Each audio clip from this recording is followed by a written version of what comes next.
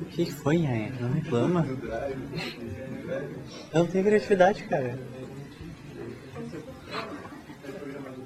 Sou programador, cara. Eu desenvolvi o PPT ali. Confia.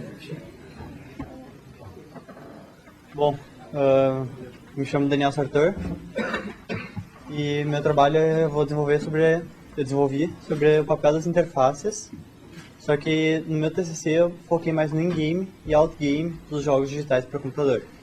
Aqui eu vou falar dessas duas interfaces, mas eu vou resumir mais por causa que o tema é um pouco mais complicado. Para os developers e criadores de jogos, desenvolvedores, todos sabem que a imersão é um papel fundamental nos jogos digitais e que isso afeta muito o usuário. Então, foram desenvolvidas diversas teorias sobre isso e uma das que mais trata da imersão, que é importante para o usuário, é o fluxo, que é onde ele deixa o usuário numa zona que ele está, como é que eu posso dizer, que ele não tem muito desafio, mas também ele não fica muito relaxado, ele fica exatamente entre os dois, que é digamos que uma dificuldade normal num jogo de RPG, enfim, qualquer tipo de jogo. Aqui é a teoria que foi desenvolvida, que eles trazem, que é o fluxo, ele teria que estar entre o desafio e entre a habilidade do jogador. Se estiver abaixo dessa mais probabilidade, já que ele tem muito mais habilidade do que o jogo oferece de desafios, ele acaba sendo tedioso, o jogo para o usuário. O usuário não fica imerso, ele não perde horas naquilo ali, ele fica chato para o usuário. E se passa muito disso, ele acaba ficando frustrado, que é no caso do Dark Souls, que é um jogo muito conhecido também, que as pessoas morrem muito, ou Flappy Bird também, que é um jogo muito frustrante. O design de interação, algum problema ali no design, mas ele fala sobre a eficácia, a eficiência, a utilidade, learnability e memorability. O que é isso? A eficácia, ele traz se o jogo ou o produto é eficaz no seu uso. Se ele traz as funções necessárias, o usuário não acaba não se perdendo. A eficiência, se o jogo também é eficiente, se ele corre tranquilamente, se o usuário não tem nenhum problema. A segurança, se o jogo traz alguma segurança para o usuário, então o usuário não se sente mal por aquilo, ele não se sente afetado, de alguma forma não afeta o moral do usuário, ele também não se sente muito assustado por jogar. A learnability, que é que traz a função de o usuário poder aprender. Eles tratam se o usuário usa uma ferramenta nova, ele é capaz de aprender aquilo ali e gravar depois, que é o memorability. Então, se traz alguma função diferente em algum jogo, alguma interface, traz uma coisa inovadora, eles tentam buscar isso aí, que é aprender e memorizar.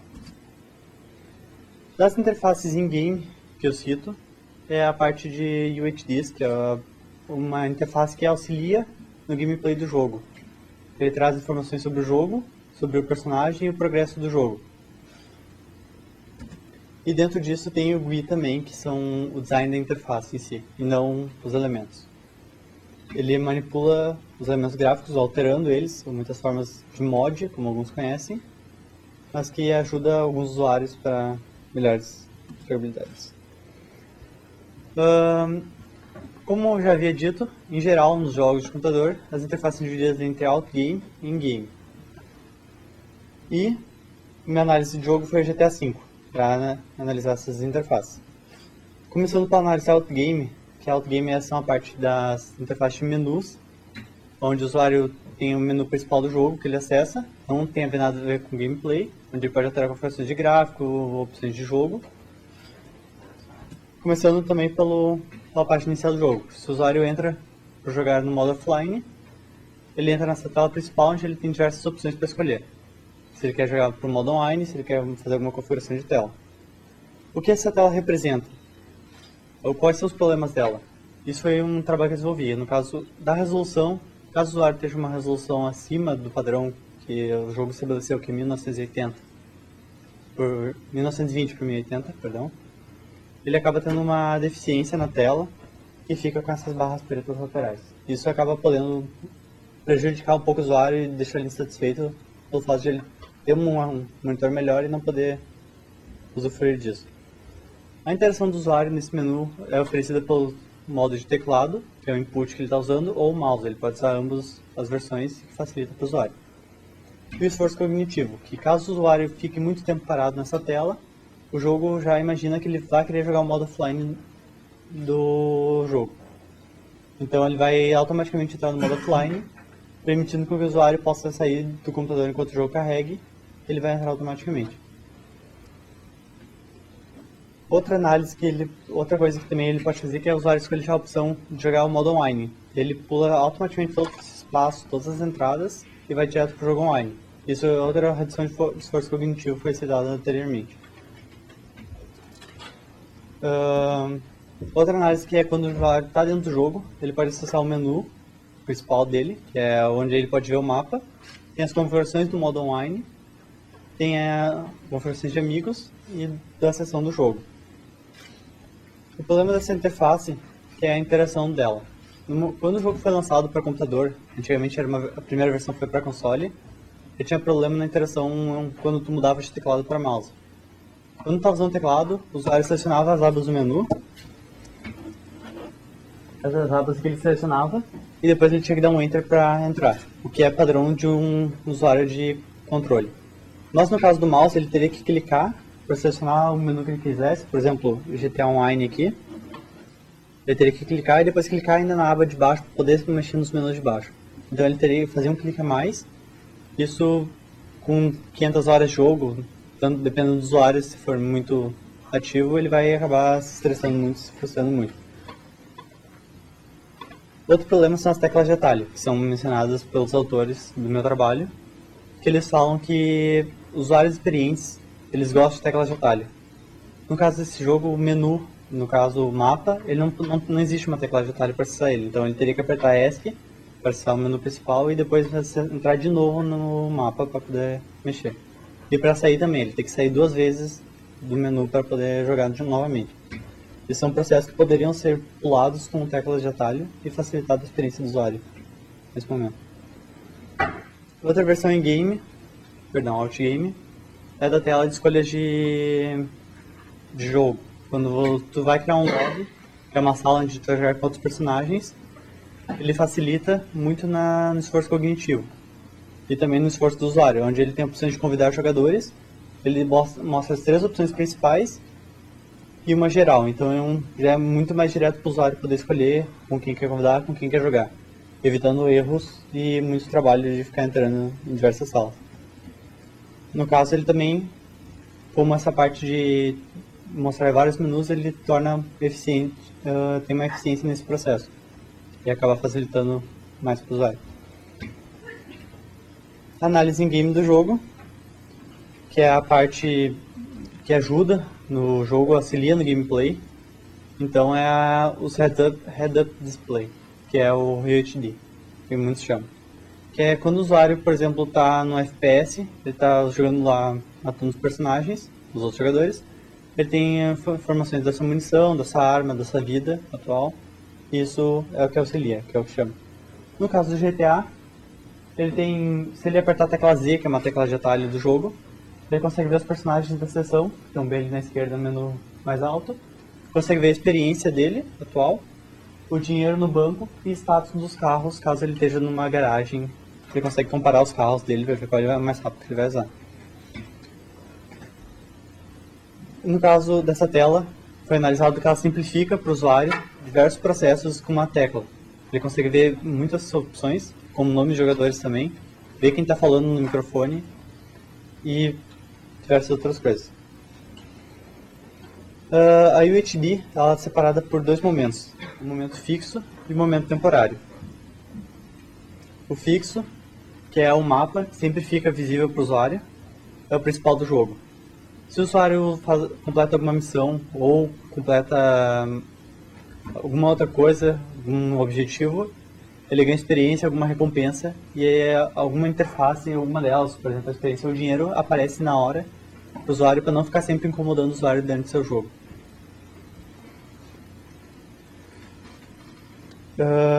As outras interfaces em game que vêm desde o jogo do GTA 4, que é uma grande série que já vem evoluindo junto com os jogos, mas as interfaces é o celular do jogo, que no caso serve muito com interação com os jogadores. Ele consegue ver quando alguém chama ele para alguma missão e consegue interagir mais com os outros jogadores. Nesse caso, foi também estudada a parte do surpreenda, que é trazer para o usuário uma coisa que ele não espera. Ele está lá jogando e quer buscar alguma coisa e de repente aparece uma notificação dizendo que alguém está chamando ele para exatamente aquilo que ele queria. Isso surpreende o usuário e melhora a experiência dele. Ele consegue alterar também essa interface, que é o estudo do GUI, ele consegue mudar qual é a cor do celular, o estilo do celular, e isso deixa o usuário mais confortável com o jogo e se sente mais dentro do jogo. Outra interface em game que tem um defeito que foi analisado, que é a parte de menus de armas. Por exemplo, o usuário ele tem toda essa área de menus aqui, como pode ser visto. Só que dentro de cada área do menu ele tem uma opção entre 8 armas. Por exemplo, da pistola do jogo, do revólver, ele tem 8 armas dentro. E para alterar essas armas não é ensinado dentro do jogo. O usuário tem que buscar sozinho e perguntar ou buscar na internet. E para alterar esse jogo, ele tem diversos problemas de usabilidade. Por exemplo, ele tem que selecionar, ou ele seleciona o menu para deixar aberto e usar a bolinha do mouse para rodar ali e selecionar as outras opções de armas que tem, ou ele pode ficar apertando o tab diversas vezes e mudar por todas as armas para chegar até que ele quiser. Então ele passa por um processo imenso ou um processo mais complicado. Além disso, o jogo ele cria uma padronização dos seus elementos. Todos os elementos que são de ajuda para o usuário, eles se localizam sempre na parte esquerda superior. Isso facilita para o usuário sempre que ele começar a buscar e tiver alguma dúvida, ele vai ver ali naquele canto. As mensagens, como foi visto anteriormente,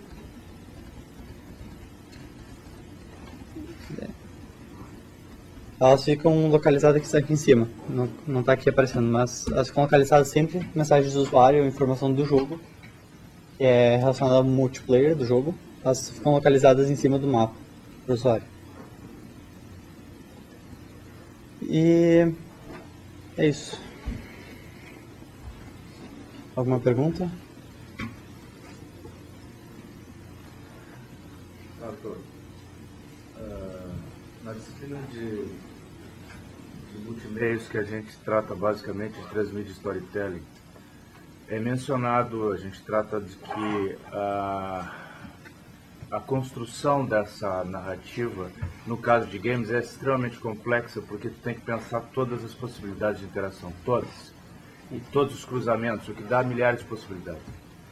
Esses, vamos chamar de possibilidades de melhoria que tu encontrou aí, para não dizer alguns erros de interface, tu atribui ao quê? A uma má construção dessa, vamos dizer, matriz de possibilidades ou dificuldades históricas de um framework que já vem de outras versões, ou ao quê? Eu acredito que, pelos meus estudos e pesquisa, que os jogos que vêm de uma interface, de uma plataforma que é console já, e tem essa adaptação para computador, sempre acaba se prejudicando pelo fato de não ter sido pensado anteriormente já para computador. Como seria essa interação do usuário para computador? Como eu havia dito ali no menu que foi atualizado depois, que é do menu principal, o usuário tem que dar 3 cliques para executar uma ação, sendo que podia dar 2, que foi corrigido atualmente. Mas algumas coisas, alguns elementos que foram pensados inicialmente para a plataforma console não foram pensados para como seriam as habilidades no computador. E isso acaba prejudicando. Foi isso minha análise que eu fiz e cheguei à conclusão. Alguma outra pergunta? Tu deu 2 exemplos ali que fogem do fluxo, né, com o Dark Souls e o Flappy Bird. Sim. E o que tu acha que se deve ao sucesso assim tremendo que teve, por exemplo, do Flappy Bird e do Dark Souls, né? Mesmo não tendo, por exemplo, o Flappy Bird não tem quase nenhuma interface, né? O Dark Souls tem uma interface, só que ela é bem complicada, bem, como tu falou, estruturada para consoles. Então, o que tu acha que aconteceu que mesmo com esse problema de interface, o jogo conseguiu ter sucesso em cima disso, fora disso, né? Não foi mencionado aqui, mas existem vários exemplos de jogadores. Os jogadores mais hardcores e jogadores mais light.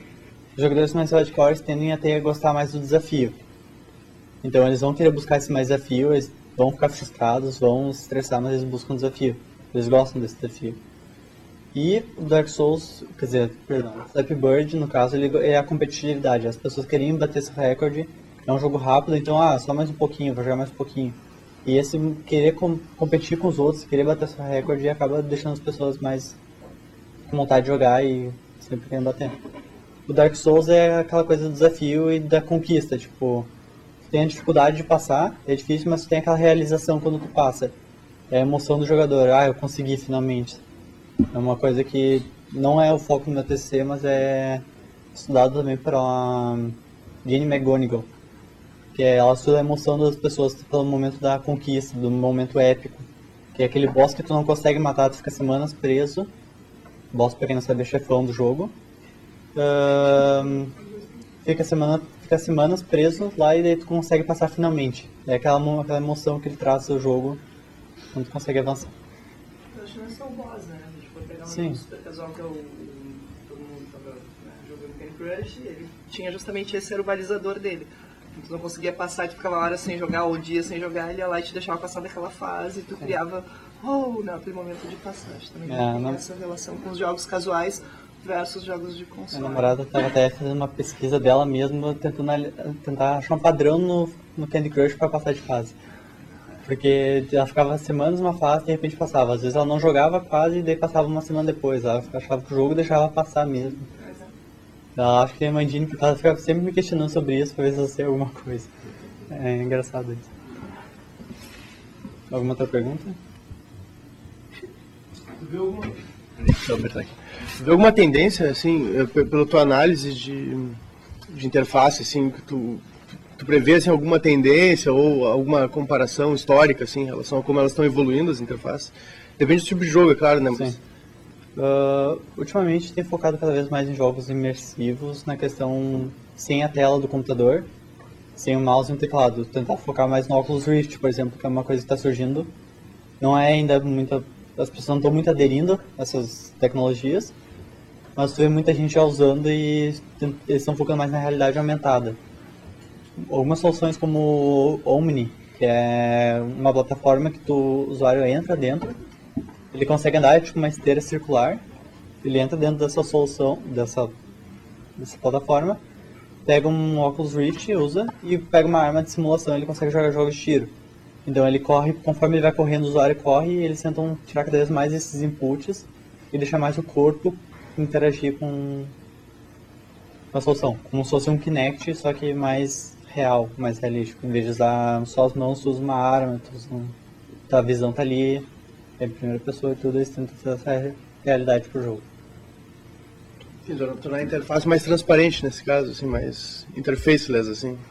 Eles tentam buscar máximo, e por isso que alguns jogos, como Call of Duty ou Battlefield, eles têm diversos modos de jogo, que é o modo hardcore, que evita todas as interfaces, para deixar mais realístico, e os outros normais que têm essa interface para usuários mais comuns ou menos experientes, podemos dizer.